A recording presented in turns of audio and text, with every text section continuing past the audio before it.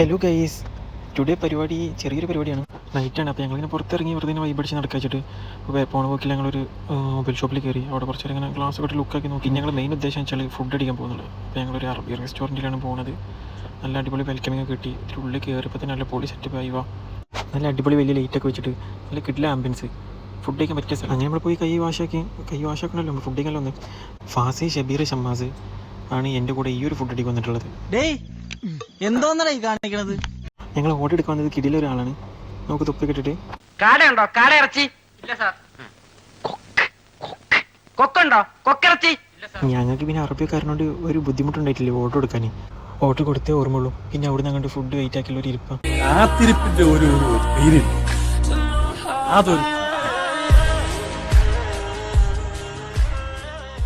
അങ്ങനെ ഫൈനലി കഴിച്ച് ഞങ്ങൾ ചിക്കൻ വന്ന് കൂടെ കുറേ പച്ചക്കറിയും இந்த கோழியை பார்த்தாலே தெரியும் நல்ல டேஸ்ட். സലാഡൊക്കെ ഇവർ ഞങ്ങൾക്ക് കൊടുത്തു തന്നിട്ടുള്ളത്. നല്ല വെറൈറ്റി ഒരു സ്റ്റൈലാണ് അവർ ഞങ്ങൾ വെച്ചിട്ട് കൊടുത്തു തന്നിട്ടുള്ളത്.